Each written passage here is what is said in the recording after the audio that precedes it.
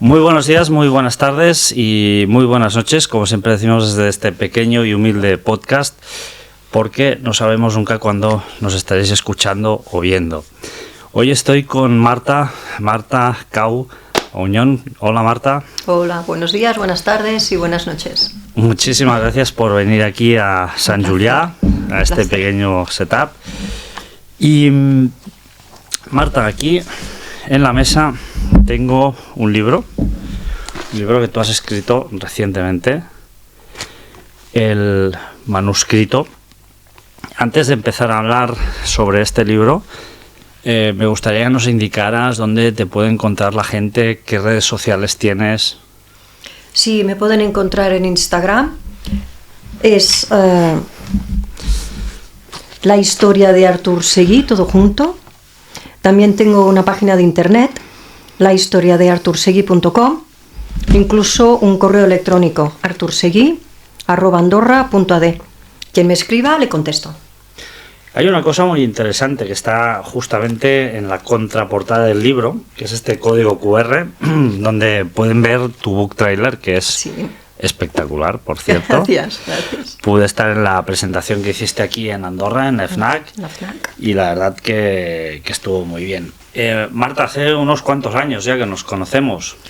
Sí, más incluso que la historia de Artur. La tuya se inició antes. La nuestra. ¿Por qué decides escribir este libro? Primero, ¿por qué decido escribir? Leer he leído muchísimo, en mis manos ha caído de todo, y algunos libros incluso los he leído 3 o 4 veces, como La historia interminable, El Principito, infinidad. No podría ni numerarlas, y siempre me sigue aportando algo nuevo. Hasta que un día, hace unos 15 años aproximadamente, quise hacerme mi historia. La escribí, salió un tocho generoso, no tenía ningún tipo de atractivo, pero lo que era la historia por debajo era muy buena, y me quedé con eso. Hace unos 10 años escribí el segundo. El estilo había mejorado mucho, porque a lo largo de la vida vamos aprendiendo, no porque me dedicara a ello, sino porque a lo largo de la vida vamos aprendiendo. El segundo, lo mismo, era mejor, pero no acababa de ser un buen libro, pero la historia seguía siendo buena. Entonces junté el primero con el segundo, y aunque no lo parezca, el volumen 2 fue el tercero que escribí. Y ahí ya vi que podía escribir una saga. Mi cabeza ya empezó a trabajar con la saga.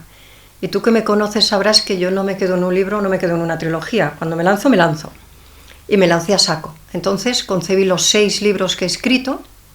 Cuando iba por el cuarto aproximadamente, me di cuenta que necesitaba un profesional que me ayudara en ese camino. Encontré uno que me timó. Encontré a una correctora, a Lía, una bellísima persona que era muy buena, pero más que un corrector me di cuenta con ella de que yo necesitaba un profesor. Entonces, por mi vida, años antes había pasado Elena Aranda y volví a ella, la volví a encontrar, le presenté lo que tenía y me dijo: las ideas son buenas, que ya está muy bien, pero tu estilo es, bueno, no quiso decir ella deplorable, pero se acercó bastante. Así que le propuse trabajar lo que era la saga con ella, me hizo un presupuesto, me lo tuve que pensar, pero es lo mismo que hubieses pagado por un máster, porque Elena realmente me ha hecho un máster.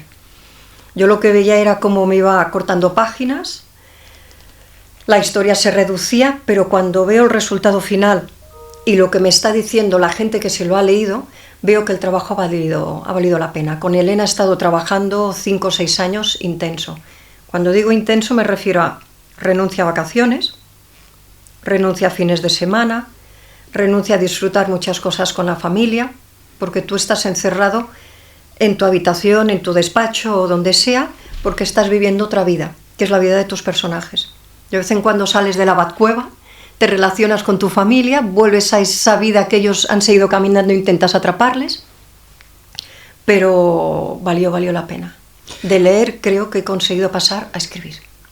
Marta, cuando escribimos un libro, en cierta manera, no sé si es el caso o no, pues estamos hablando de una novela, podríamos decir, policíaca, ¿no? Sí.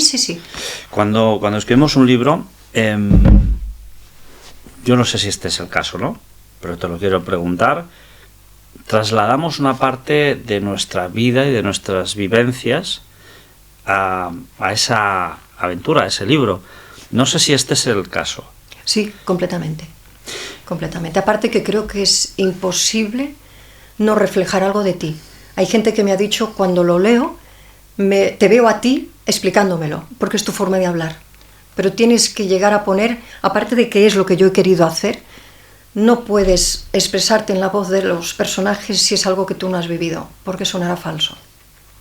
Desde luego, en este libro hay asesinatos también, hay muertes, hay personas implicadas de servicios secretos, hay muchas cosas, hay mucha trama, pero ¿por qué en Andorra? Primero porque yo vivo aquí, este país me lo permitió y yo lo escogí. Creo también que es una manera de honrarles, porque he leído muchísima novela y muchísima novela negra. Está muy bien que esté ambientada en Barcelona, que lo conozco. Nueva York he estado, pero no puedo decir que lo conozco, y también lo sueñas. Maine, cuando lees a Stephen King. Pero de Andorra, incluso escrito por andorranos, hay poquito. Y paseando por la montaña, paseando por las calles, la inspiración es tantísima que pensé que si podía hacer este homenaje a este país, tengo que hacerlo. ¿Cuántos años tardas en escribir los 6 libros? Hasta de poder decir, he acabado, pongo el punto final y bajo la tapa del ordenador, 10 años. La gente se piensa que escribir un libro quizá es algo sencillo, que es algo muy... de alguna forma, bueno, me pongo a escribir y ya va saliendo todo esto. Para nada, ¿no? Porque además aquí estamos hablando de 6 libros. Sí. 6 libros, sí. Y evidentemente ordenar 6 libros es muy complejo. ¿Qué ha sido lo más difícil para ti? Escribirlos, o más bien soñarlos, no, porque descubrí que eso ya está en mí. Entonces surgía la idea y empezaba a desarrollar. Trabajarlo detrás fue lo más difícil. Que tuviera esa intriga, ese suspense que hace necesito seguir leyendo, cautivar hasta ese punto al lector, es lo que tuve que trabajar con Elena, que es pulir un estilo, en este caso un estilo novela negra, más bien tirando hacia la policial. La mía es más policial que novela negra, aunque también tiene ese punto de novela negra. El más difícil de todos fue sentimentalmente el volumen 3. Me involucré tanto en la psicología de los personajes, que es lo que más he querido trabajar, que había momentos en los que tenía que parar e irme porque lloraba tanto yo misma que no podía con el sentimiento que estaba expresando ese personaje, porque te metes en ello. Por ejemplo, Conan Doyle es su personaje principal, pero también es Moriarty. También es la persona que matas, y la matas tú. Si quieres involucrarte en todos los personajes, lo eres todo. En el volumen 3 es la historia de personas que no han tenido una vida fácil. Entonces tú te tienes que poner en la vida de esa persona. Pero también eres el tío que le mete el puñetazo y la patada cuando está en el suelo. Y luego el que le pides perdón. Y le dices, cariño, nunca va a volver a pasar. Entonces, todo eso que todavía me pone la piel de punta, detrás eres el policía que lo investiga. Para mí ese fue el libro más duro. Y las dos únicas personas que se lo han leído, que es mi marido y la Elena Aranda, la correctora, me han dicho que sí, que psicológicamente es un libro que es duro por lo que hay, por el trasfondo. También me dicen que no defino mucho a los personajes, si es rubio, si es alto, si es bajo, porque lo que me interesa, eso son circunstancias que es que da igual, lo que me interesa es lo que han vivido, lo que sufren, lo que expresan, y eso es lo que intento que se registre más. Y el libro más complicado fue el 6º, porque es el que fui cosiendo hacia atrás. ¿Qué es lo que implica? La psicología del personaje arranca cuando es caporal, Artur Seguí, tiene todas esas circunstancias que va pasando a lo largo de su carrera profesional. Has leído el volumen primero, que empieza y acaba, tú tienes una historia que sabes cómo acaba, pero por debajo hay un trasfondo de algo que continúa. Eso es lo que se resuelve en el libro 6. Pero continúa en el 1, en el 2, en el 3. Entonces, cuando empecé a escribir el libro 6, tenía que tener los 5 libros en la cabeza para saber exactamente qué entraña tenía que abrir del libro 1, coser para que ligara con el libro 6 y volver a cerrar. avanzaba el libro 6, volvía toda la saga hacia atrás, vuelve a abrir entrañas, vuelve a coserlo y sigue para adelante. Por eso no he querido sacar el volumen 1 hasta que la saga ha estado completa, porque yo seguía escribiendo hacia atrás. Y ahora puedo decir que es algo perfecto y cosido, no hay despuntes. Marta, me decías ahora que tú te has implicado, te has sumergido en esos personajes. Entiendo lo que quieres decir, porque es algo realmente muy complicado, muy complejo, y que además implica un gran esfuerzo personal y mental, y es muy difícil luego establecer esa frontera, ¿no? De dónde está el personaje y dónde está la Marta real. ¿Esto te ha pasado factura de alguna forma personalmente? ¿O qué esfuerzos o qué sacrificios ha implicado en tu vida personal? Ha pasado factura, pero ha sido positiva. Primero por el resultado, ahora por el feedback que me está dando la gente, luego porque he podido sacar algo de mí que necesitaba, exponerlo a través de los personajes, no solo para darlo a conocer a la gente, sino para madurarlo yo misma. Luego también lo que me costó fue en casa hacerles entender que cuando tú estás encerrado en tu habitación no puedes oír un «vamos a cenar». ¿Por qué? Porque tú estás con las manos llenas de sangre, eres, como he dicho, la víctima, eres el policía, estás investigando, estás completamente en otro mundo. Eso, «vamos a cenar», te cruza por la cabeza y te desmorona. Entonces tienes que tirar hacia atrás 3 o 4 páginas para volver a meterte otra vez en esa escena con esos sentimientos, aislarte completamente para poder seguir escribiendo. Entonces tuve que explicarle a la familia lo que era, no solo que entrar en la habitación de puntillas, porque con que entren de puntillas, tú paras de escribir, oyes las puntillas como te atraviesan por detrás, cómo abren el cajón, cómo cogen la ropa interior y cómo se van a la ducha. Entonces tuve que decirles que por favor cuando estoy escribiendo necesitaba silencio a mi alrededor, silencio de la tele, silencio de música, silencio de cosas. Así que ha sido un sacrificio para mí, pero también para ellos. ¿Qué es lo bueno ahora? Porque cuando tú sabes dónde vas, muchas veces es difícil explicarlo, porque ni siquiera sabes si vas a llegar a acabar la saga, si va a ser algo que va a valer la pena. Pero ahora que mi marido ha leído la saga, que ha visto lo que he construido, que está viendo los logros, los está viviendo conmigo, comprenden todo eso de atrás y el sacrificio que incluso ellos han tenido que hacer. Hablamos de un poco del personaje, diría yo, principal, que es Artur Seguí. Artur Seguí es una persona que además, pues, en medio de todo lo que está sucediendo en la trama, se ve promocionado y tiene que gestionar una circunstancia que es muy complicada en Andorra. Andorra, recordemos que es un país muy pequeño, muy frágil también, que está entre Francia y España, y estamos sometidos a muchas presiones. ¿Quién es Artur Seguí? ¿Por qué decides bautizarlo con este nombre? Y sobre todo, ¿qué representa para ti como personaje? Artur Seguí es la mitad de mí y luego hay la otra mitad de mí que será otro personaje. ¿Por qué Artur y por qué el otro personaje? Es Arturo Pérez Reverte, es una persona que admiro de una manera brutal. No voy a decir que lo sigo porque mi vida ha sido tan complicada que seguir a alguien no... He intentado seguir yo sola, yo misma, y ha sido bastante complicado. De ahí es de donde sale el nombre de Artur, lo catalanicé, y de donde sale el apellido de uno de los personajes principales, que es el juez Revert. ¿Qué es lo que implican cada uno de los dos? Y este es el esfuerzo que he querido hacer al crear esta saga. Artur es el plano sentimental. El juez Revert es el plano mental.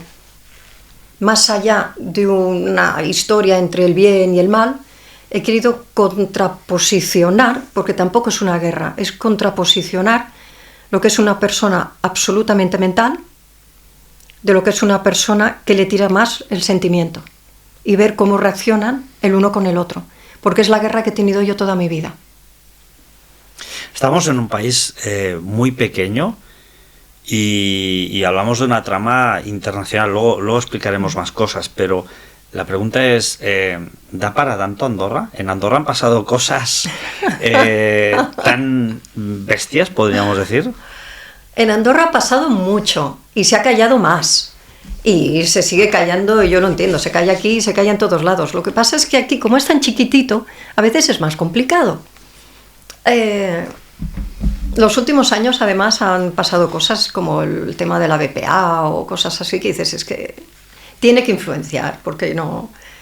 Intentas, ¿no?, que la ficción supere, pero es que hay cosas que es que lo piensas ahora desde la distancia y casi causa risa. Cuando estábamos allí, la gente temblaba, había colas en la calle y todo, y asustaba, pero son cosas que han pasado en este país que dices, madre de Dios, madre de Dios. Entonces de ahí es que no hace falta salir fuera de estas fronteras para tener imaginación suficiente para que salga alguna historieta.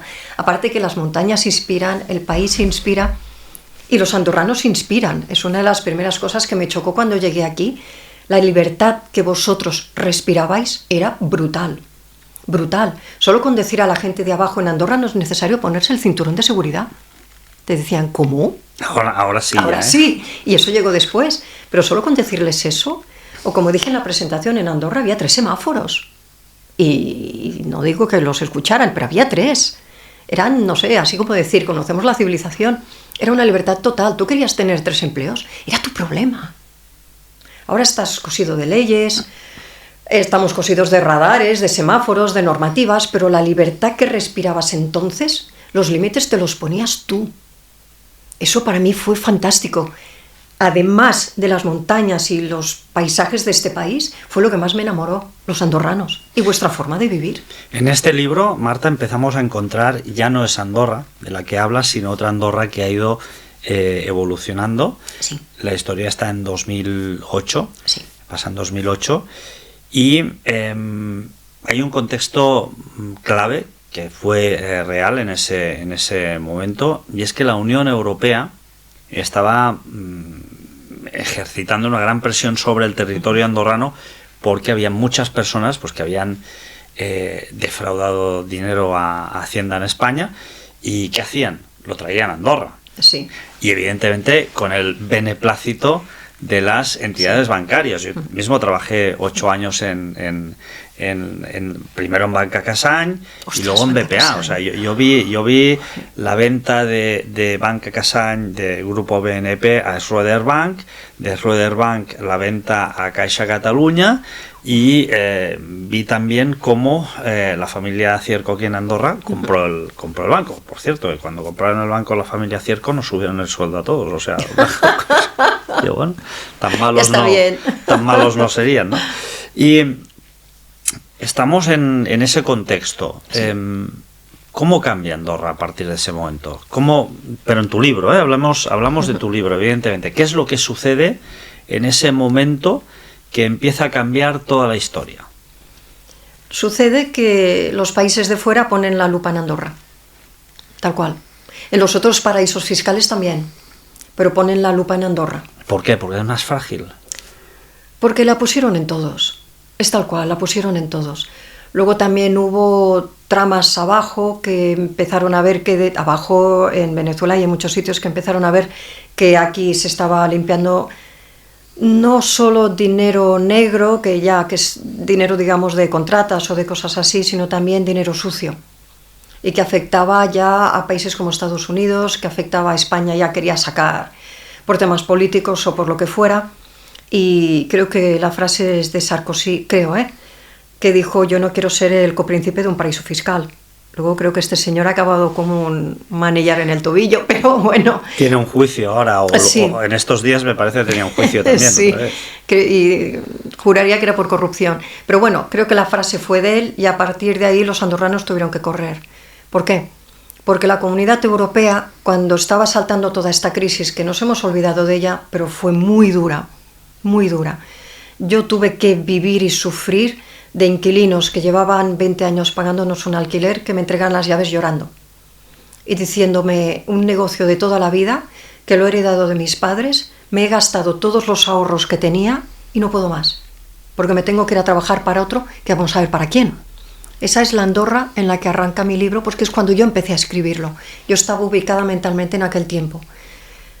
Le pegan el toque a Andorra y Andorra, en mi libro, decide hacer el andorrano. Es decir, señores, sí, no se preocupe, estamos... Sí, exacto, tú ves haciendo, que nosotros también.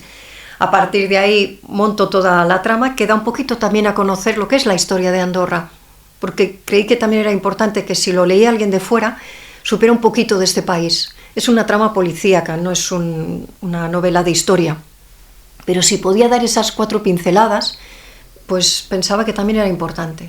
Lo mismo que se habla de libros de Nueva York y nos los leemos, ¿por qué no uno de aquí? Y que también te explique un poquito de aquí. Hablamos también en el 2008, en esta trama, Marta, tú hablas de la revelación del secreto bancario. Sí. Había muchas personas pues que evidentemente habían depositado dinero en Andorra, y a partir de ese momento Andorra tiene que hacer un cambio, ¿no? Sí. Y este cambio está muy presente en tu libro. Sí.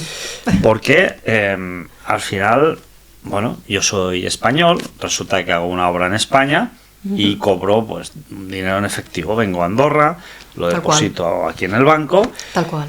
Y a partir de 2008 se empieza a gestar, y esto está muy presente en tu libro, el hecho de revertir todo esto. Sí. Claro. ¿Qué es lo que sucede ahí? Porque esto es complicado, ¿no? Si tú lo tratas muy bien aquí en el libro, pero realmente no es tan sencillo, porque a un señor tú le has cogido un dinero, ¿no? Tráelo, que no hay problema, y ahora le dices, bueno, ojo, tienes que liquidar todo esto, claro, ¿no? Ojo, porque lo voy a comunicar. Claro, lo voy a comunicar, que esto es lo que sucede a partir de 2010, me parece. Sí, entonces 2010, no entiendo mucho de temas bancarios, pero me parece que es cuando los bancos de Andorra empezaron a crear sucursales fuera. Porque si tú tienes tu dinero aquí, cuando me toque abrir el secreto bancario, que yo ya tengo la fecha, si te he creado una sociedad en Panamá o donde sea, tú te has llevado tu dinero allí, yo ya no tendré que comunicarlo. Y como yo he abierto una sucursal allí, te lo sigo gestionando yo. Hablamos... y yo estoy en el impasse. La novela está en el impasse. Tú estás en ese sí, necesitamos tiempo. Sí. Hablamos también de países, porque aquí salen diferentes países. Bueno, es evidente que tiene que salir Francia, sí, que tiene que salir España. Sí. ¿Da para tanto una trama internacional en Andorra? Realmente Andorra ha estado vinculada no solo a Francia, sino también a España, pero a más países. ¿Qué dirías tú o qué pondrías como base para vincular tu historia con o este relato policial con otros países? Principalmente porque es frontera. Después, Andorra, como has dicho, es un país muy chiquitito. Su fuerza frente a naciones tan grandes es casi minúscula y muchas veces se apoya en el copríncipe episcopal, en el obispo de la Seu d'Urgell. Si desde la Unión Europea quieren hacer fuerza sobre Andorra, no será Portugal, que queda más lejos. Lo primero que hacen es llamar a los que están al lado, y tan sencillo como decirle, bueno, Andorra no hace los deberes, Andorra no quiere salirse de la lista negra, es muy sencillo. Y esto he oído que fue así. Cogemos, apretamos un botón y las visas dejan de funcionar en Andorra. ¿Qué supondría eso para este país? Claro. O dejamos que el país se llene de turistas y cuando salgan el domingo empezamos a revisar coche a coche. Están en toda su razón de poder hacerlo, pero ¿qué supondría eso para Andorra? Y los únicos países que pueden ejercer ese punto de fuerza es Francia y España por frontera, y luego además Francia porque el copríncipe es francés, es el presidente. Pero también hay una intervención norteamericana en esa época aquí en Andorra. Sí, pero esa ya... Esa viene sí, más tarde, ¿no? Sí. Marta, sí. Hay un tema que es el siguiente. A mí me tiene muy de alguna forma, siempre me ha embelesado mucho esta cuestión, que es los copríncipes. Sí. A mí de alguna forma, y en tu libro salen, el copríncipe de la Seu d'Urgell, puedo entender para un país moderno, para un país que quiere progresar, que podamos tener un copríncipe como el francés, que al final es un cargo político y es un cargo pues que lo que quiere es que su país avance y que de alguna forma se modernice. Sí. Pero cuando hablamos, y en tu libro sale el copríncipe francés, aquí tenemos un copríncipe pues que de alguna forma está muy vinculado con la religión, y eso significa en muchas ocasiones quedarnos encallados en muchas cuestiones, sí, ¿no? Y en tu libro un poco también se refleja ese poder sí, que se ejerce de una forma, yo no sé si negativa o positiva, me gustaría que me dijeras cómo lo ves tú, en Andorra, porque evidentemente sí que hay momentos en que la intervención del copríncipe episcopal ha sido buena, pero con otras cuestiones llevamos muchos años encallados en Andorra. ¿Qué imagen proyectas tú sobre esta relación del Principado de Andorra en tu libro? Primero, y aquí ya es una visión personal, sí que es cierto que el presidente de la República debería mirar por su país, o porque su país avance. Últimamente yo no veo que Francia avance mucho, y los franceses con los que hablo me dicen que más bien retrocede. Sí que es cierto que por el otro lado tenemos un copríncipe episcopal que tiene que ser fiel a sus principios, y es lo que yo valoro. ¿Estaré de acuerdo o no? Pero una persona que ya es fiel a sus principios ya me parece alguien serio para capitanear algo, sea un país o sea lo que sea. Insisto, estemos de acuerdo o no. Luego, a lo que conozco hoy en día de lo que se está convirtiendo la religión, yo lo alejaría de que uno sea político y el otro no, porque casi cuando se llega a cierto estatus dentro de lo que es la Iglesia, creo que todos son políticos. Insisto, es una opinión personal, pero creo que todos son políticos. Estoy de acuerdo contigo, y mira, de hecho, hace muy poquito descubrí un libro también de Miguel Labrador que se llama Las piedras de los dioses, donde él rompe una lanza a favor de la religión y dice, hombre, nosotros pensamos que las primeras comunidades se instalan y luego viene la religión, pero realmente los hallazgos arqueológicos nos dicen que es gracias a la religión que esas primeras comunidades se llegan a formar, esos asentamientos, esos poblados, ¿no? Marta, en tu libro intervienen los servicios secretos de dos países, sí, ya de entrada, ¿vale? Sí. Pero sobre todo la primera parte del libro, más el servicio secreto francés. Esto también podríamos decir que forma parte de la trama de tu libro, pero en cierta medida o en cierta dosis hay algo de realidad también, ¿no? En esto prefiero decir que es todo ficción. A ver si va a venir alguien a llamarme a la puerta. Sí, aquí fue todo ficción, porque si a veces ves películas en la tele que dices, ostras, pero no, aquí está entrando el FBI o está entrando la CIA, pues piensas, pues ¿por qué no? Claro, pues vamos a hacer algo que si un país siente que lo están atacando, y ahora no estoy hablando de Andorra, pues moviliza. Entonces, como la imaginación es libre, yo la dejé volar. Creo que la dejé volar demasiado, pero yo la dejé volar. Una persona, un corrector profesional, que busca un corrector profesional fuera de las fronteras de Andorra para ver qué visión me daba, me dijo, son situaciones que sacadas de contexto parecerían surrealistas, pero tal como las explicas, es que son creíbles. Por ejemplo, el copríncipe caballo. Dice, pero tal como lo explicas, es que se ve tan natural. Digo, bueno, pues entonces quiere decir que lo he logrado. Y al final, bueno, cuando hablamos del servicio secreto francés, en tu libro, incluso vemos algo que es muy recurrente en muchos servicios secretos, ¿no? Que forma parte, en cierta manera, de la leyenda urbana, y es que cuando se mete alguien por delante o por el medio que molesta un poco, pues fuera y fuera. Se acabó. O sea, sí. Podríamos decir que en tu libro hay unos cuantos... Unos cuantos fuera. Unos cuantos fuera, unos cuantos... sí. Hablamos de agentes secretos, hablamos de diversos países, hablamos de una trama que de alguna forma se urde contra Andorra, y hablamos de el principal impulsor de esta trama, Sí, que es la Unión Europea, sí, de alguna forma. ¿Por qué? Porque al final, si tú tienes ciudadanos que están sacando maletas de dinero y no las declaran en sus países, pues esto evidentemente es un problema fiscal para los países, ¿no? sí. Esta es la trama básica de este primer tomo, de este primer libro. Sí, pero vista desde el punto del andorrano, Ujú. que es lo que conoce la gente de fuera. Oh, es que en Andorra limpiaban dinero. Bueno, yo no digo que no, porque además yo estuve trabajando en un hotel, no voy a decir el nombre.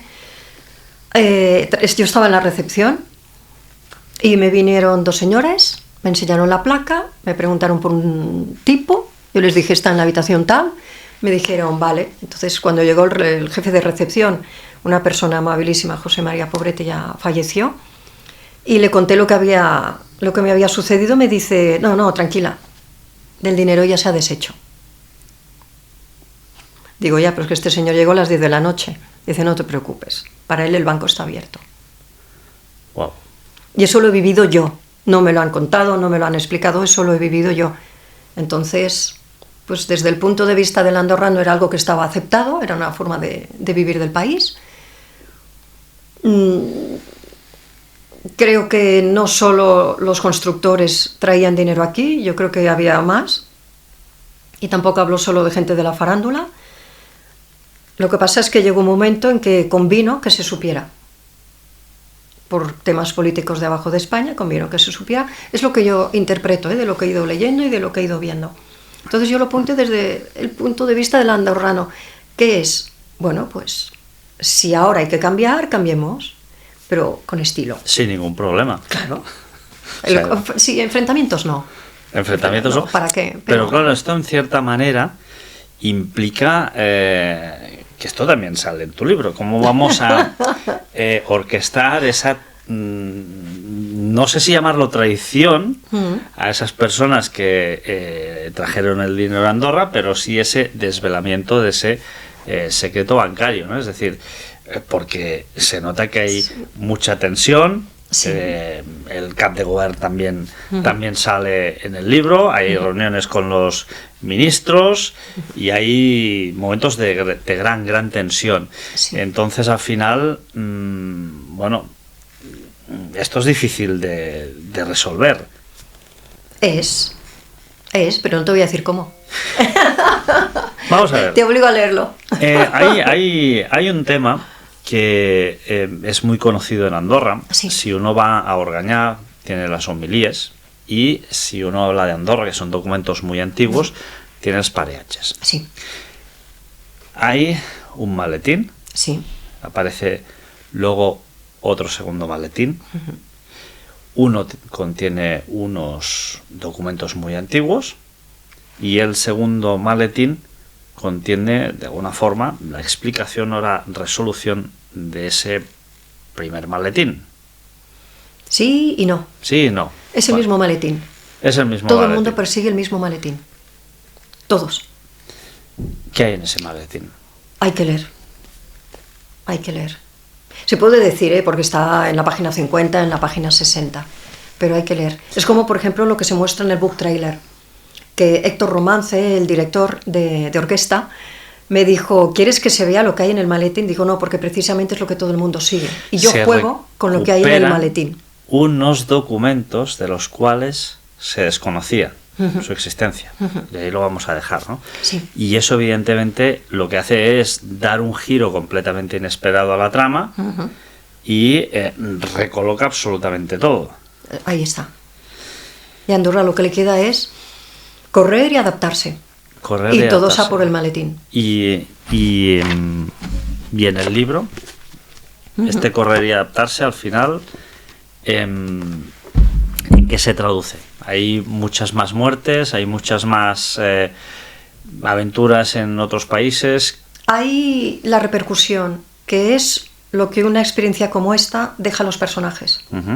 Y eso es lo que he intentado a través de experiencias que pueden ser fantasiosas, pero intento explicarlas de forma que sean creíbles. Cómo van marcando Artur Seguí, que es lo que realmente me importa. Cómo lo va viviendo él. Si consigo que el lector sienta el cambio a lo largo del tiempo de este personaje a través de las cosas que va viviendo, lo he logrado. ¿Cómo definirías a este personaje? Antes has dicho que tú veías reflejada una parte de tu personalidad en él. Sí, es una persona que le gusta cumplir con lo suyo, sin grandes problemas ni grandes historias. También se define como alguien no interesado en la política, por lo menos en la política que respiro hoy en día, porque no... Mira para quien trabajo, pero no salvaría a nadie. Una persona que cuando se mueve incluso en su trabajo, no solo en su vida personal, sino en su trabajo, intenta que los sentimientos también interpreten lo que está a su alrededor, acaba siendo tocado por todo eso. Y eso es lo que me ha pasado a lo largo de mi vida, que he intentado reflejarlo en experiencias hasta cierto punto brutales, porque yo las he vivido, hasta cierto punto brutales, que hago sufrir al personaje para tristeza mía, para ver a dónde conduce todo esto.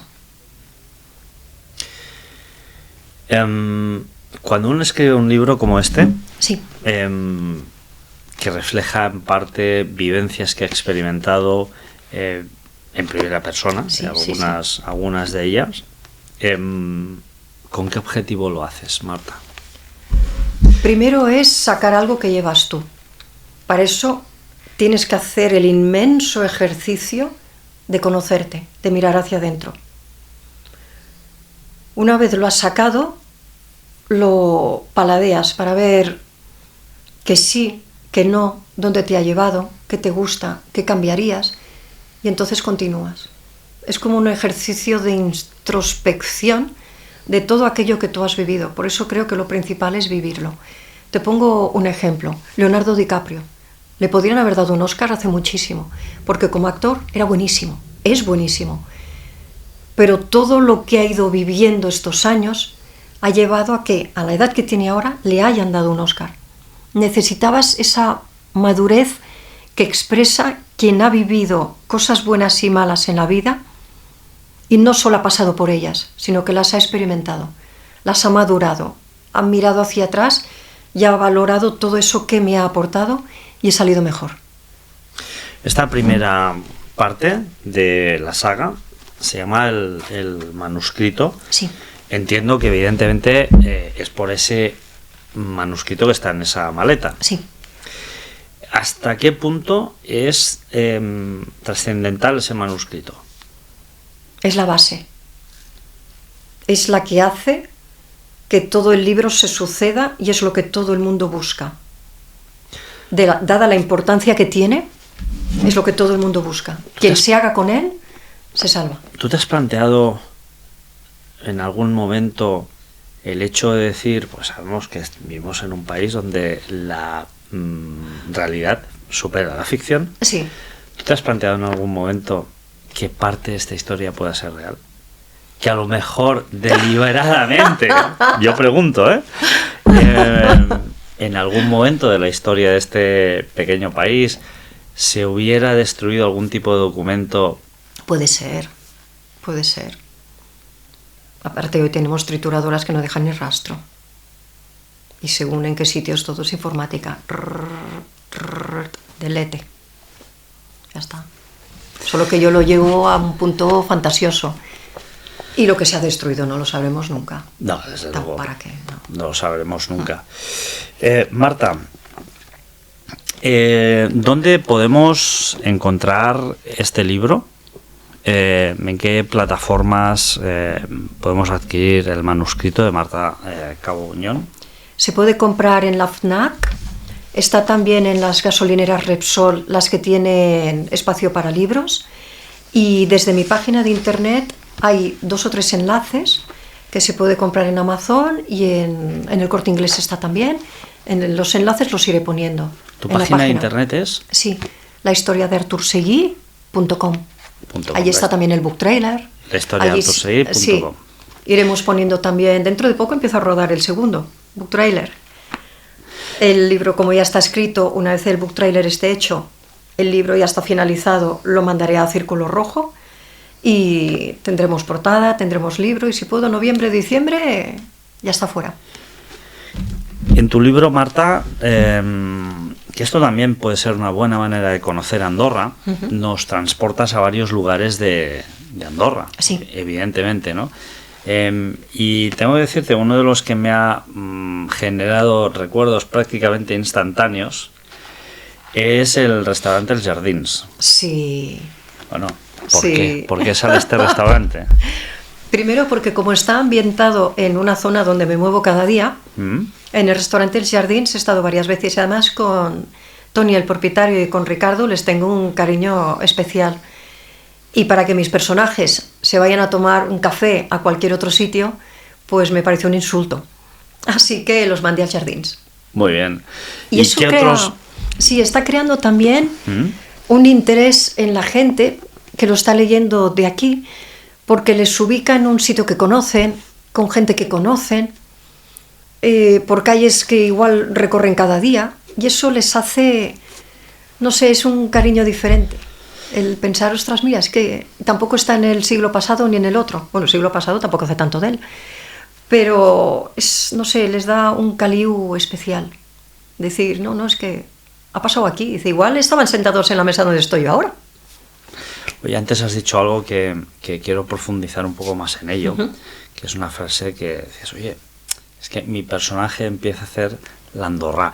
Bueno, seguramente muchas personas no sabrán qué es hacer la Andorra. ¿Qué es hacer la Andorra? ¿Qué es fer la Andorra?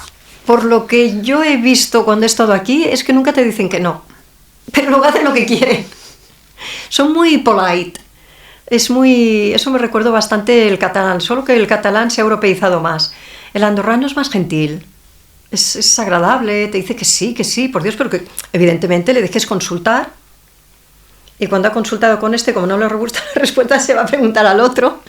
Y con eso gana tiempo y tú te olvidas y él ha hecho lo que quiere. Me parece maravilloso, ¿eh? A mí, ¿sabes qué me parece maravilloso, Marta? Que en este libro reflejas muy bien la capacidad que ha tenido Andorra como país de transformarse camaleónicamente. Siempre. Porque siempre, me parece admirable. Que venimos de una época en la que, como tú muy bien decías, venía gente con maletines en el banco y ahí no pasaba absolutamente nada. Sí que te puedo decir que en los bancos había departamentos de compliance, yo trabajé en un banco y se miraba mucho dónde venía el dinero, ¿eh? Eso sí que yo no tengo constancia de que ningún banco de Andorra hubiera aceptado según qué tipo de dinero conscientemente. Evidentemente no te va a venir un señor al banco y te va a decir, oiga, mira usted, traigo 2 maletines que... Pero bueno... Y viene mi chofer con 2 más. Que vienen de estos negocios, ¿no? No vamos a mencionar qué tipo de negocio. Pero evidentemente sí que este libro refleja muy bien este cambio. Y muchas personas quizá con este libro puedan ver esa Andorra que está oculta bajo ese velo. Una Andorra, por cierto, fascinante, porque Andorra es un país muy pequeño, evidentemente, pero pasan muchas cosas. Además que han afectado no solo a Andorra, sino países como Francia, como España, Alemania e incluso Norteamérica. Segunda parte del libro para noviembre, ¿dices? Segundo volumen. ¿Segundo volumen? Sí, segundo volumen. Sí, mi intención es que cada año voy a sacar uno. Entre noviembre y diciembre son fechas que tengo que convenir con la FNAC para ver cuándo les va mejor. Este primer volumen ha sido un descubrimiento en todos los sentidos. Conocer Círculo Rojo, cómo trabajan, que estoy encantadísima con ellos. Llevan de la mano todo el tiempo, porque es algo muy novedoso para mí. Saber cómo se hace un book trailer. Ahora te contaré una anécdota del book trailer. Bueno, una y las que quieras. El tiempo de rodaje, cómo se planea, cómo buscas actores, la confección luego del libro y lo que tarda el libro en llegarte. Eso que hice en 6 meses de prisa corriendo y con el látigo, ahora lo hago en 1 año, con muchísima más comodidad, con muchísima más tranquilidad, analizando muchísimo más las cosas, porque todo lo he escogido yo. Desde la portada, los actores, todo lo he escogido yo. Y eso es un poco lo que tiene la autopublicación, te espabilas. Tampoco tienes a nadie que echar las culpas. Te espabilas y te comes con lo que salga. También es más personal. Sí, sí, sí, completamente. Por ejemplo, quien sale en la portada es mi marido. Que ya le pregunté, ¿te gustaría hacer...? Digo, me voy a lanzar al tema del book trailer, porque realmente económicamente es un sufrimiento, pero es lo que está dando a conocer el libro. Sin ninguna presión hacia el director ni Alka Films, que sepan que lo que está vendiendo mi libro es su book trailer. Y me acuerdo durante el primer día del rodaje que Héctor Romance se me acercó, que invadimos mi despacho, me tocó el hombro y me dijo, ostras Marta, como tenía la cara un poco así descompuesta, me dijo, ¿te está gustando? Y no le supe contestar. Pasó el segundo día de rodaje, llegó el fin de semana y el domingo, con tranquilidad, le hice un vídeo. Era para agradecerle lo maravillosos que habían sido y luego como para mí fue difícil de asimilar como esos personajes que llevaban 10 años en mi cabeza, de pronto se levantaban del suelo y empezaban a caminar a mi alrededor, interpretando todo aquello que yo había vivido y sentido. Y necesité 4 días de dejar calmar la situación para poder decirle lo impresionante que había sido algo así. Luego, otra de las anécdotas es cuando sale un anciano dentro del book trailer en el suelo y un hombre que le apunta, la cámara iba alternando desde la posición del uno a la posición del otro. En un momento de estos me llamaron y tuve que salir a apagar luces, a encender luces, porque se estaba preparando un escenario en otro sitio. Y cuando vuelvo me encuentro al cámara sentado en el suelo, a Pepe, que es maravilloso, es chiquitillo, un argentino y chiquitillo, sentado en el suelo con la cámara enfocando al de la pistola. Le digo, para, porque las pistolas eran de mentira, y si tú la enfocas desde abajo se ve que es de mentira. Y coge mi vecino, porque estábamos rodando en casa de mi vecino, que son los muchos favores que me he visto obligada a pedir, y me dice, tú tranquila, si le he dejado la mía. Digo, pero tío, ¿qué haces? Y era una pistola de verdad. Era una pistola de verdad. Digo, que la policía a mí me pilla. Dice, no, mujer, si ya la he verificado, vosotros estáis locos. Porque tú puedes rodar con armas de verdad. Lo que pasa es que tienes que pedir permisos a la policía y según la ley te dicen que como mínimo es 10 días antes. Pero 10 días antes no sabíamos de dónde íbamos a rodar. Y encima el policía me dijo, no, mejor pídemelo con 20 días antes, que además es un señor que conozco, porque si no, no me dará tiempo a contestarte. Digo, nada, pues mira, pasamos de las armas de verdad, intentamos enfocar desde ángulos diferentes y cogemos armas de ficción. Y cuando viene este hombre y me suelta que dice, no, tú tranquila, que yo ya le he dejado la mía. Y el otro apuntando al de la cama. Digo, madre de Dios. Y así hubo lo que quisieras. Bueno. Los que salen de políticos, en la primera tandanada, en el book trailer discutiendo, son todo amistades, menos uno que es un actor. Y además nos dijeron, bueno, vamos a ensayar un poco. Y todos me miraban, empezamos a gritar. Cuanto más les gritaba yo, más gritaban ellos. Y al final salió rodado, salió bien, encantados de haber participado en algo así. Dicen que fue una experiencia, algunos quieren repetir, otros no, pero encantados. Y yo con ellos. Recuerdo la escena donde estáis en una mesa. Ajá. Y se te ve a ti muy enfadada, ¿no? Sí. Gritando a todo el mundo. Como... Sí, porque si no se me animaban. Entonces, cuando veía uno que estaba por decía, sí, claro, porque tú... Y como yo sabía que las palabras no se iban a escuchar, que es lo que me interesaba, que no hubiera voz. Porque luego, si quieres traducirlo a cualquier otro idioma, es muchísimo más complejo y complejo en estos temas se traduce en euros. Y aquí ya vamos justos. Entonces le dije, no, títulos... y los personajes que hablen, que finjan, y podemos decir lo que queramos. Nos acordamos del artículo 29 de no sé qué ley, las veces que fueron necesarias. Y ya no me acuerdo ni de qué ley, ni qué decía el artículo. Incluso uno de los actores, el señor Castells, me decía, no, claro, es que yo no me he leído esto, de pronto me sientan aquí, voy corriendo con un maletín para arriba, para abajo, que en una de estas se puso las esposas. Esposado, sí. Sí, y se las apretó demasiado. Esposas reales también. Sí, eran esposas reales. Y se fueron con el maletín, con el coche a rodar a la otra punta de Port de Cabús y cuando vuelve tenía la mano así un poco roja, me dice, ¿me puedes quitar esto por favor? Y, ostras, sí, perdona. Entonces le dije, aprieta, pero no aprietes más, porque apretar se apretan, pero no se sueltan. Marta, es un esfuerzo intelectual, sí. De inversión de tiempo. Tiempo mucho. Es lo único que no vuelve jamás, sí, no. Porque mira, el dinero pues seguramente lo puedes gastar y lo puedes volver a regenerar, pero el tiempo no vuelve nunca más. Pero también hay un esfuerzo económico que Mucho. que no es desdeñable. Mucho. ¿Por qué? Yo he visto muchos book trailers y algunos hechos, con todo mi respeto y mi cariño, muy artesanalmente. El tuyo es casi una película en miniatura. Sí. Consigues explicar muchas pautas pautas no, consigues explicar muchos de los detalles que conforman tu obra, pero generando ese punto de intriga y de querer saber más, ¿no? Incluso recuerdo, no sé, que arrastran un cadáver. Digo, esto seguro que ha sido Marta que ha pedido específicamente que incluya en esta escena una especie de parking, no sé, una cosa. Digo, ostras, o sea que ya perfectamente se ve de qué va toda la trama, ¿no? Incluso esa reunión representando personas pues con mucho poder y que de alguna forma están discutiendo, porque ahí hay una escena en la que la tensión es más que palpable. ¿Cómo decides o por qué decides gastarte toda esta pasta? Pues esto es un pastizal en este book trailer. Sí, esto fue cuando estaba mirando formas de dar a conocer un libro, que ya la saga estaba a punto de acabarse. Las formas de publicidad que vi eran el book trailer, que es algo novedoso, y luego entrar en canales, entrar en cosas que tampoco domino. Para mí lo que tú haces como informática es algo... Es un mundo aparte, es algo... Para decirte que mi madre empezó a usar WhatsApp, mi madre que tiene ahora 80, pero cuando tenía 70 años empezó a usar el WhatsApp antes que yo. Ostras. Sí, para mí era surreal.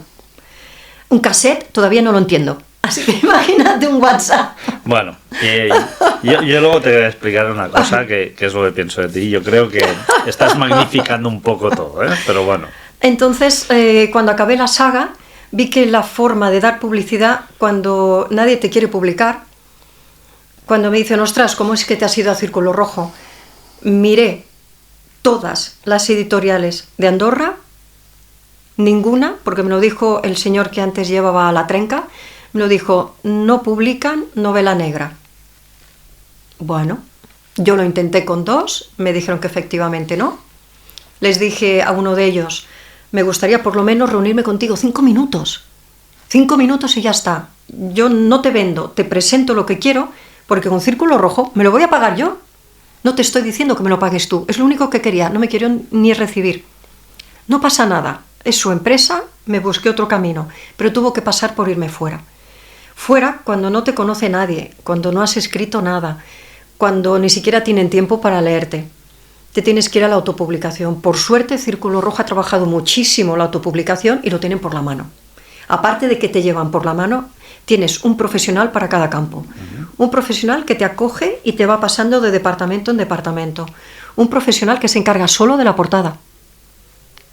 Otro se encarga solo del interior. Otro te hace la maquetación.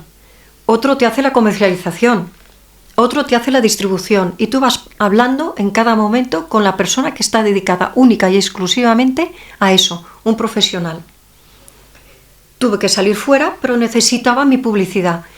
Los book trailers que había visto por ahí te cobran aproximadamente unos 2.000 a 3.000 euros, pero es una persona que está sentada delante de una pantalla, coge imágenes de internet y dice, venga, el siguiente. Más imágenes de internet, venga, el siguiente. Yo quería algo explosivo. Uno de los arrendatarios que tenemos es la Animal Escola de Teatre, la Irina Casado, bueno, el Juanma Casado, Irina su mujer, Irina Robles, y como son actores de toda la vida me fui a verles. Les dije, he escrito unos libros, no me jodas, perdón por el taco, No, pero no me jodas. jodas.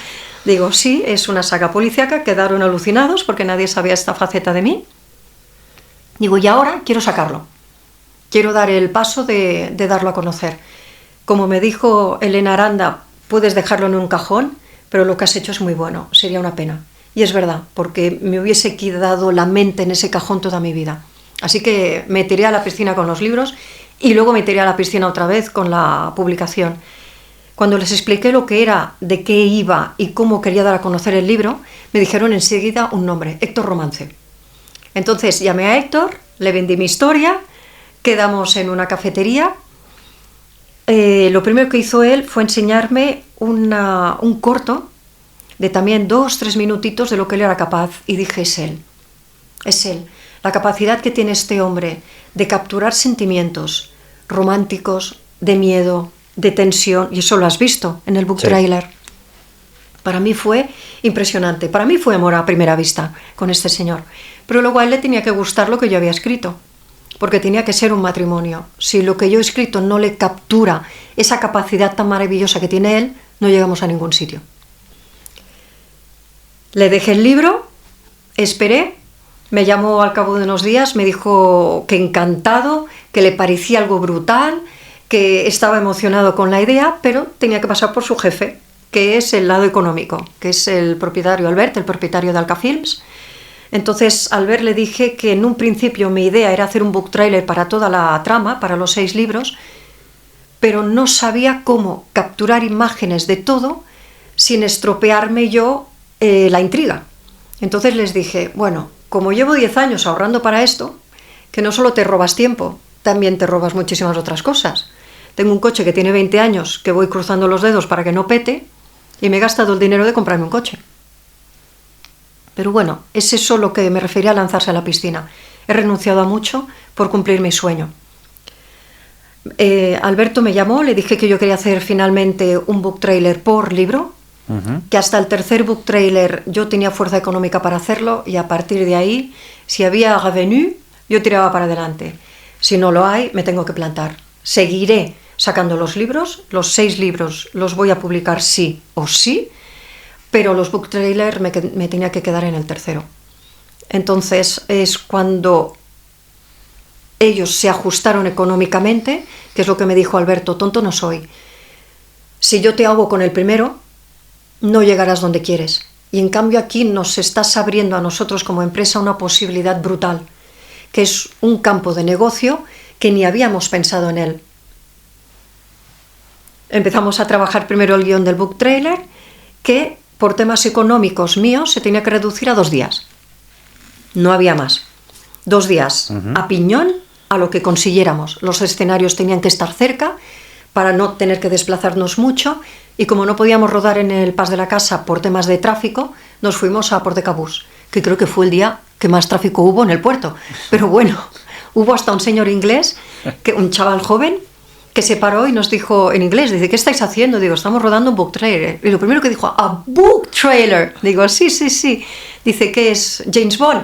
Digo, hombre, no. Dice, a ver, James Bond en un BMW. Digo, no es un James Bond, pero sí, es una novela policíaca. Incluso este chaval estaba asombrado de que estuviésemos filmando un book trailer. Yo creo que debe ser, si no el primero, no creo que debe ir muy lejos, o sea, porque yo no he visto ningún book trailer rodado en Andorra. No, es el primero rodado en Andorra.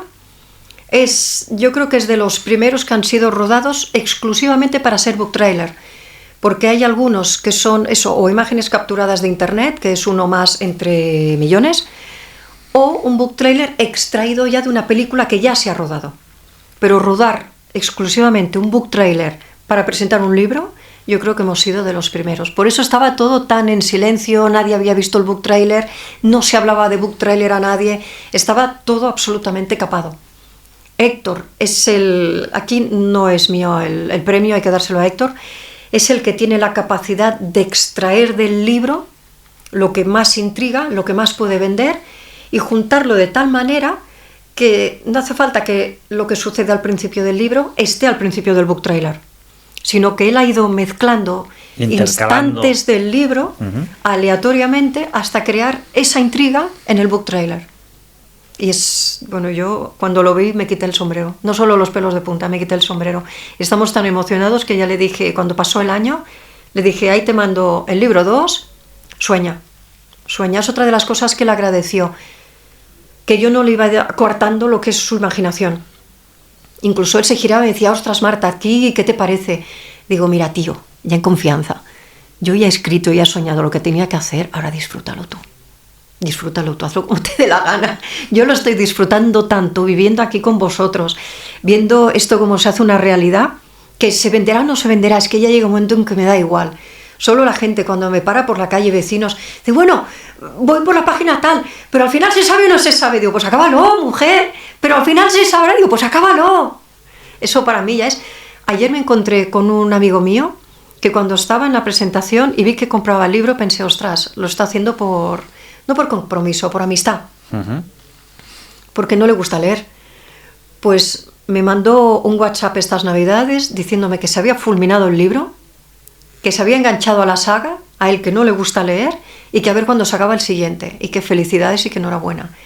Eso ya está todo pagado. Lo que me esté costando, las horas que le he metido, ese tiempo que dices que no volverá, me da igual. Ha valido la pena. Bueno, yo te tengo que decir, no he acabado el libro, voy por un poquito menos de la mitad y me tiene muy enganchado. Lo que te espera. Me tiene muy enganchado y hay muchos cambios o sea, hay muchas cosas que pasan muy rápido, ¿no? Sí. Y está muy bien porque está organizado por días. Sí. Pues lunes, tal, de 2008, que está muy, muy bien porque está muy bien organizado. No me ha sorprendido lo que me has dicho de esa travesía en el desierto para publicar el libro aquí en Andorra, sí, porque a mí me pasó exactamente lo mismo. Y desierto árido, ¿eh? Desierto árido, y cosa que me sorprende mucho, ¿no? Estás en Andorra, quieres publicar un libro y resulta que no puedes porque nadie te apoya. No, lo entiendo. Ahora que veo lo que cuesta, no hablo del esfuerzo físico, sino del esfuerzo económico.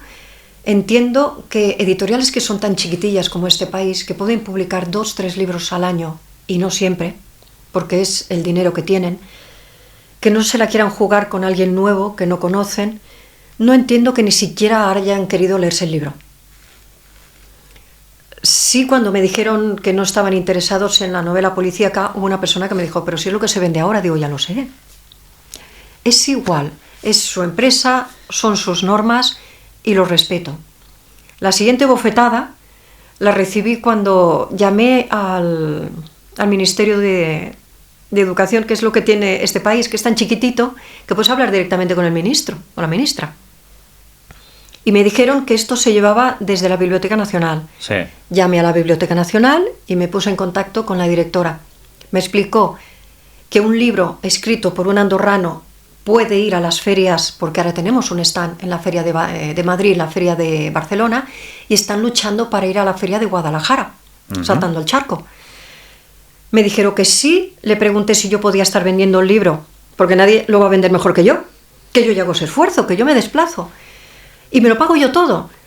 Pero me dijeron que no, digo, sí, vendiéndolo no, porque hay gente que estaría haciendo ese trabajo, pero que se podían concertar horas para ir a firmar. Yo, bueno, me dice, cuando tengas el libro tráemelo y nos ocupamos. Les llevé el libro antes de la Navidad, que es en cuanto lo tuve en las manos. Dejé pasar la Navidad y unos días más, porque son fechas bastante complicadas. Además, yo tenía la presentación y estaba muy metida en eso. Cuando fui a ver a esta señora, le pregunté por el libro, no sabía dónde estaba. Sí, puse la misma cara que tú. Luego, lo primero, ¿cómo se llama el libro del manuscrito? Me dijo, en castellano. Segunda hostia en la cara, porque yo ya le había dicho que el libro estaba escrito en castellano, si iba a suponer un problema, me dijo que no. Se puede traducir al catalán y yo lo puedo traducir a catalán, pero yo ya no tengo dinero económico para poder pagar un corrector en catalán. Tenía que escoger. Entonces escogí lo que menos puertas me cierra, nivel comercial.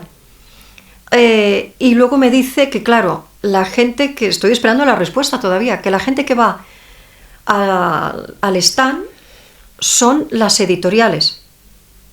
Digo, ya, pero es que yo no es que no haya querido pasar por una editorial de aquí, es que ellos no me han querido a mí.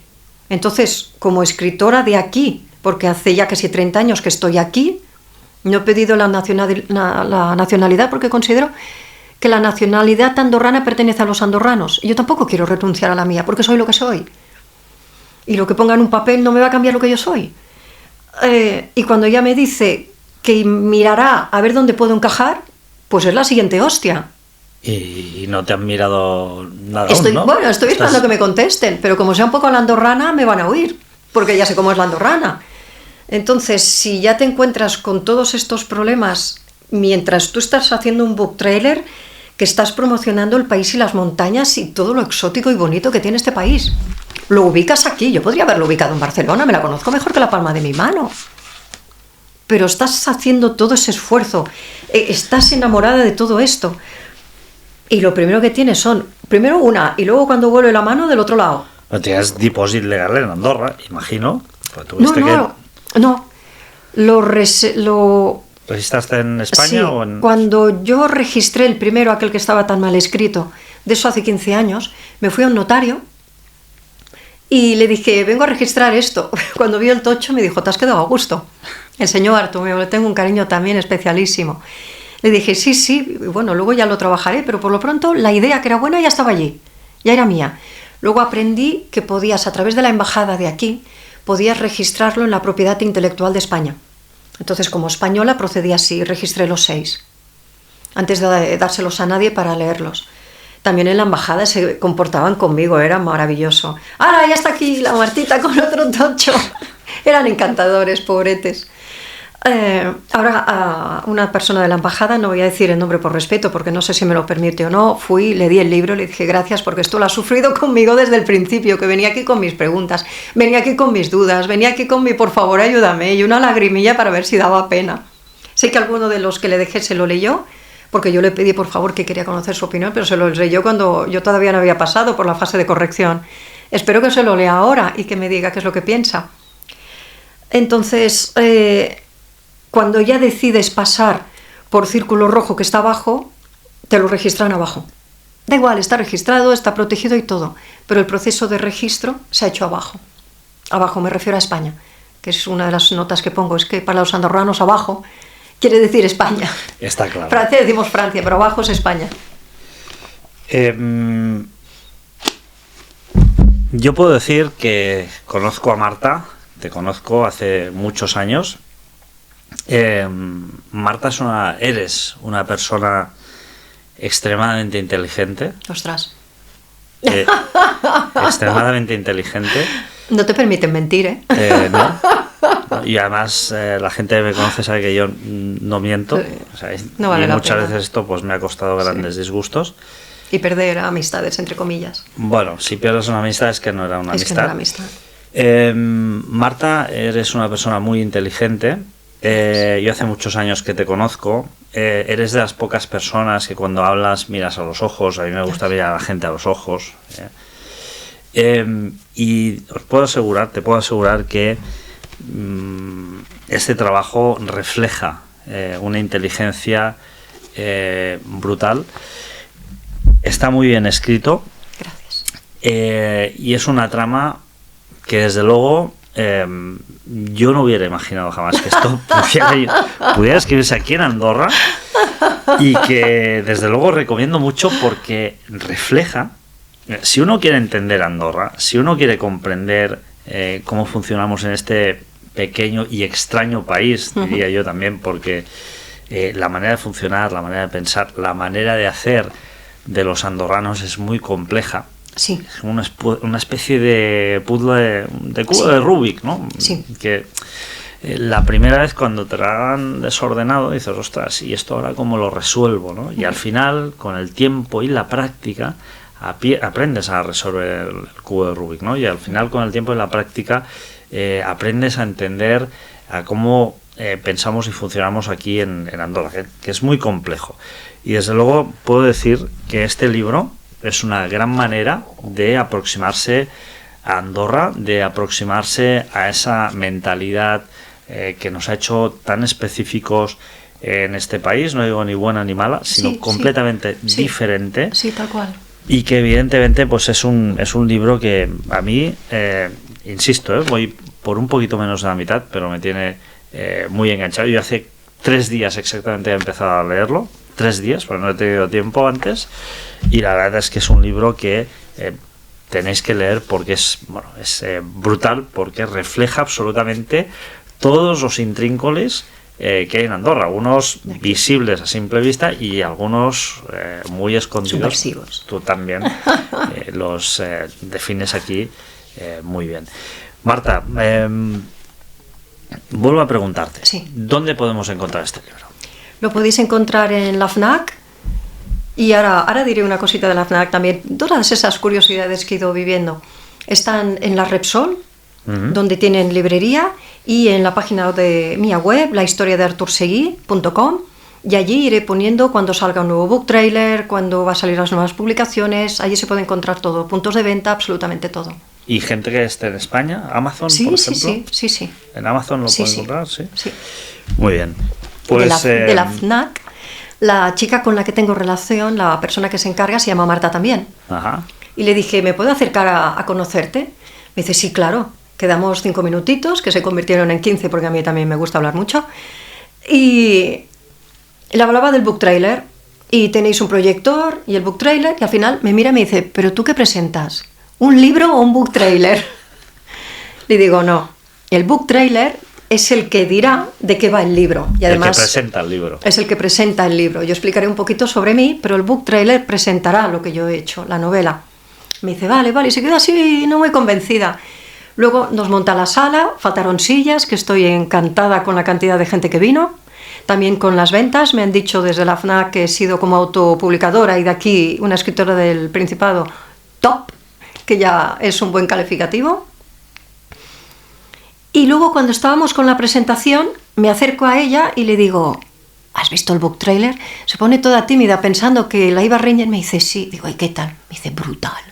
Digo, ahora lo entiendes, porque luego nada más llegar me siento en el suelo, me quito las bambas porque acabamos corriendo, el día llovía, todo atascado, me pongo los tacones, ella nos miraba con una cara pensando, ¡ay, estás locas!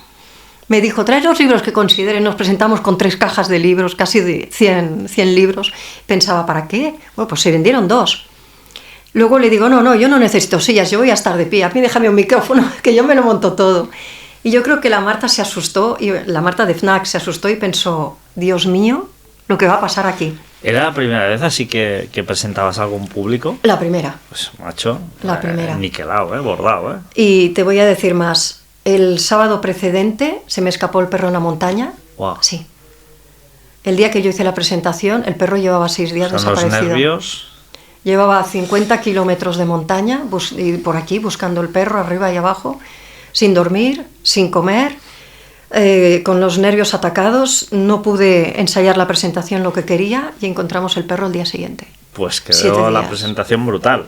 Pues... Porque además quedó muy natural, muy todo, muy correlativo, muy como eres tú también, ¿no? Yo creo que estaba tan fuera de lo que era y todo tan pillado de sorpresa, con la cabeza más en la montaña que aquí, porque justo lo perdimos la noche que cayó la gran nevada. Y yo pensaba, me he quedado sin perro. Para mí mi perro te lo dirá cualquier persona que tiene animales. ¿Tú has tenido? Tengo. Tienes.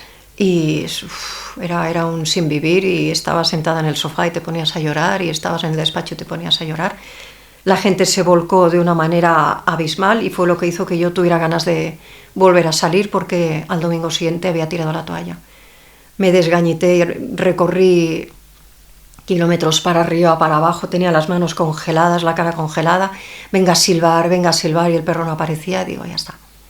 Y bueno, intentabas tomártelo con una sonrisa, que es entre tanta ternera, tanto pollo, le apeteció un isart y salió corriendo. Y ya lo había hecho, ya había estado 2-3 horas perdido, pero siempre volvía. Sí. Vino tranquilo, sonriente. Bueno, no. Eran 11 kilos de perro, vino con 8. Ostras. 7, 8, y la primera noche la pasó temblando, yo creo que tenía unas décimas. Luego empezó a recuperarse, venía asustadizo, venía tímido, un Jack Russell, venía tímido, iba pegado a nosotros todo el rato. El fin de semana pasado, no, el otro, volvimos a la montaña, tuvimos que salir corriendo detrás de él. Se ha olvidado que estuvo perdido, que pasó hambre, que pasó miedo. Es Jack Russell, no hay más. En cuanto a la novela, si esta te ha sorprendido, espérate a la saga. Tú acuérdate de lo que has dicho, de me ha sorprendido, creo que, espérate a la saga. Sin duda alguna, a mí lo que me ha gustado más de este libro es que transcurre todo en Andorra. Y esto Sí. no es usual porque muchas veces, y es verdad, es un problema que tenemos todos. Pensamos, ostras, es que Andorra, en Andorra no puede pasar nada. No, es que en Andorra pasan cosas realmente de no sé si alguien recordará la serie de Dallas o Falcon Crest, pero se quedan cortos. O sea, Andorra es un país en el que han sucedido muchas cosas. Se han gestado muchas tramas internacionales, locales, y realmente a mí lo que más me gusta es eso, que la historia transcurre en Andorra, Sí. que habla de Andorra. Sí, Andorra vende también. Claro, Ese es un país impresionante. Y es que somos muy particulares en Andorra. Sí, Y esto sí. es un medio excelente Sí. de comprender y aproximarse a esa realidad que muchas personas pueden conocer, muy pocas personas, Sí. perdón, pueden conocer, porque los andorranos, además, tú lo sabes muy bien, Marta, somos un país, en cierta manera, Soy supervivientes. y muy cerrados en nosotros mismos para algunas cuestiones. No nos gusta airear nuestros trapos sucios, no nos gusta, pero evidentemente aquí hablamos de una novela ciencia ficción, pero que en realidad seguramente han pasado cosas más fascinantes o iguales que en este libro. Por Sí, lo tanto, estuve tentada de poner que no estaba basado en hechos reales, que no tenía nada que ver con la realidad, que nada más lejos que la realidad. yo lo hubiera puesto, Para curarme en salud. Lo único, por prudencia, lo único que puse, y esto es importante, es que la trama se tiene que leer según la he creado. Sí, por orden. Sí, esto es importantísimo, porque hay situaciones, si tú quieres ver el desgaste de una persona, no puedes empezar por el libro 5, porque entonces no te ubicas. Si hay gente que en un libro te puede explicar la historia de una persona, yo he necesitado 6, porque quería explicar algo más. Pues explicas la historia de Artur Seguí, evidentemente. Sí, O sea, principalmente. principalmente vamos a explicar la historia de Artur Seguí y sus vivencias. Sí. Y luego, como todo el mundo tiene su archienemigo, yo he necesitado un libro para entrar en un personaje, en el libro 2 entramos en otro personaje y a partir de ahí caminan los dos de la mano. Claro, si uno mira sagas exitosas como La Guerra de las Galaxias, siempre hay una cosa muy recurrente en todas estas sagas, que es el bien y el mal. Sí. ¿Aquí también? No es el bien ni el mal. Es, como te he dicho antes, lo mental con lo sentimental. Te pongo un ejemplo. ¿Y ejemplo, qué gana? ¿O qué no gana?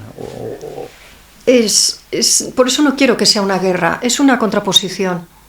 Cuando yo era pequeña, y esto es la parte dura que reflejo en el libro de eso que yo he vivido, mi padre es lo que hoy se llamaría un maltratador. Yo digo un mal hombre, y ya está. Creo que está vivo, es un narcisista de muchísimo cuidado, cumple todos los requisitos para ser un narcisista, y lo único que hace esta gente es daño a los que están a su alrededor. Y en casa hizo mucho. Se fue de casa él por voluntad propia y mi madre lo echó cuando yo tenía 4 años. Yo he visto sillas volar por encima de mi cabeza. Sí. Insisto, yo tenía 4 años y menos. Esto marca, evidentemente. Y hubo una cosa porque esto hiere como pequeño y lo entiendes como mayor. Así que es una herida que no sana nunca. Siempre está ahí. Dolerá más, dolerá menos, pero siempre está ahí. Y aquí los padres han de ser muy consecuentes con lo que hacen cuando hay niños. Hubo una cosa que me explicó mi madre cuando yo tendría unos 30 años, quiere decir que ella tendría unos 60. Nunca nos habló de él. No fue necesario. Yo lo conocí. Y me dijo, es que tu padre una vez me cogió por el cuello en el pasillo. Hostia. Mi padre era un hombre de 1,80 m. Era muy guapo. Ahora me imagino que con la edad que tiene. Como el Tony Curtis, morenazo, ojacos azules. No los míos, los suyos eran marinos. Yo tengo los ojos de mi madre. Impresionante, era un hombre guapísimo. Mi madre es 1,55 m. Pues imagínate a un hombre así, cogiendo a una mujer así por el cuello en el pasillo. Tremendo. Bueno, lo que no sabía mi madre es que yo estaba en el pasillo. Y eso no se lo he dicho nunca. Y que ahora, como ya tiene la cabeza que va y viene, sé que esto no lo oirá. Mis hermanos tampoco lo sabían, pero yo estaba en el pasillo.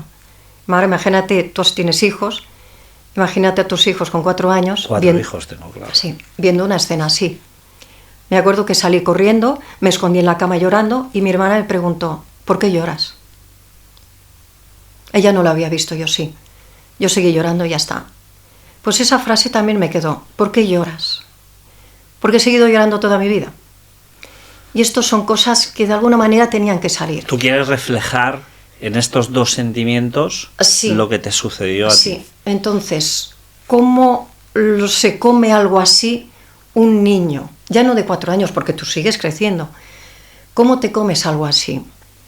Yo soñaba que estaba sentada en un sofá como este, mi madre estaba sentada, yo estaba a sus pies, y a unos 4 o 5 metros había un diablo. Y de pronto el diablo se ponía de pie y venía hacia mí. Y ahí es cuando yo me despertaba. En mi casa estaba el diablo. Eso es lo que yo soñaba, porque eso es lo que yo vivía.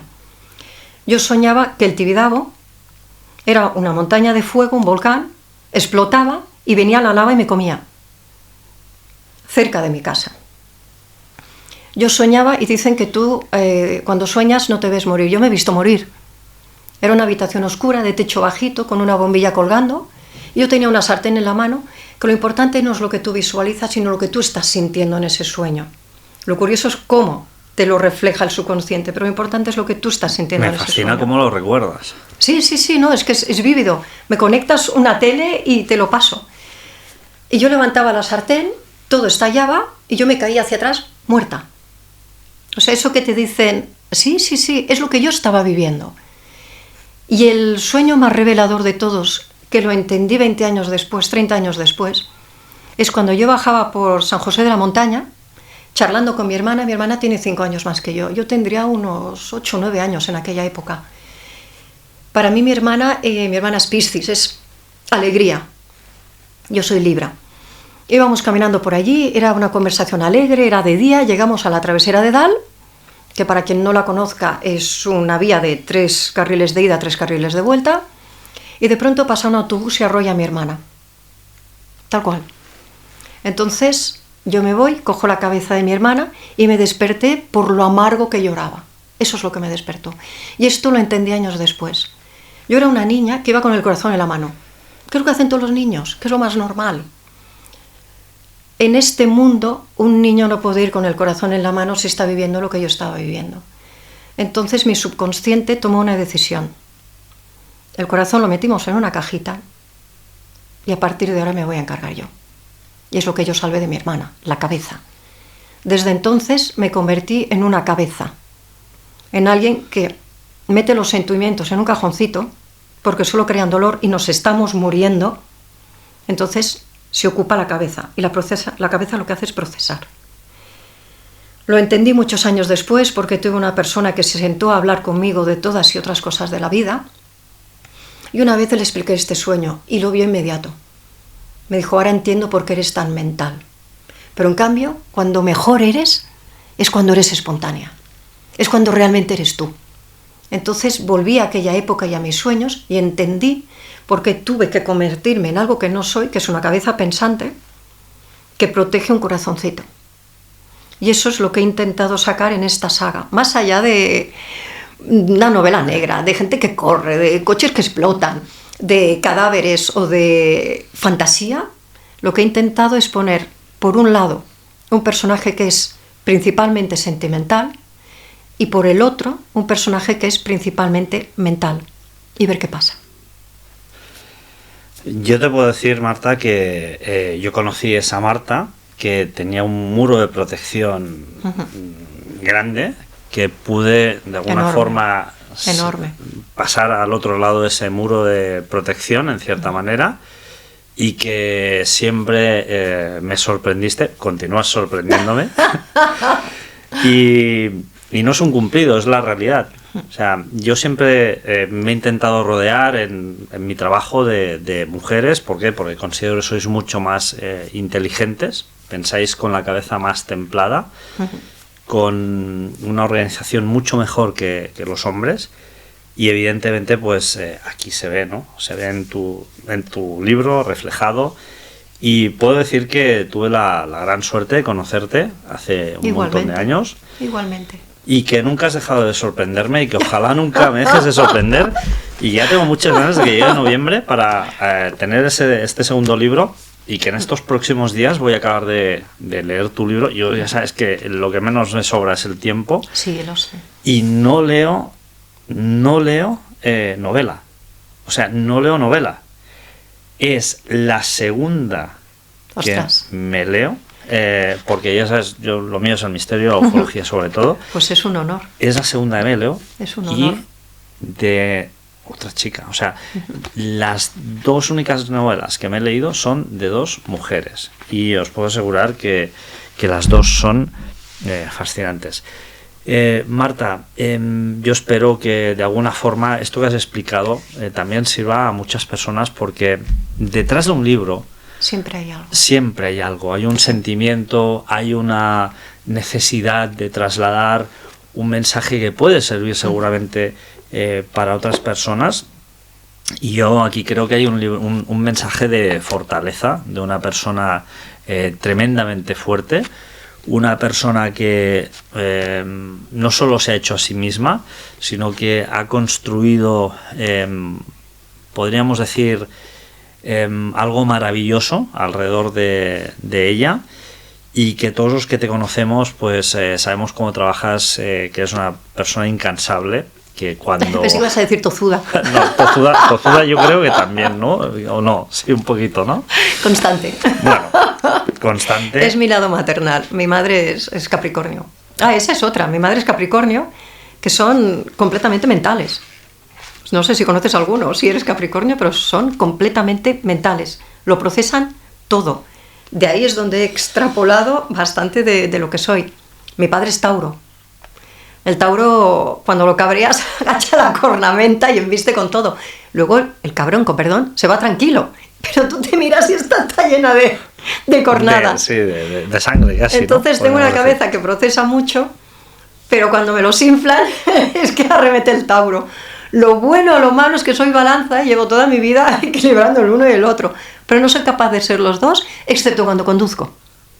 Cuando conduzco, por mis ovarios, que no me adelanta nadie, aunque tenga que reventar el coche. De eso doy fe, Y luego además tengo la frialdad de ir detrás de alguien, esto es el Capricornio, decir, ya te equivocarás, ya te equivocarás.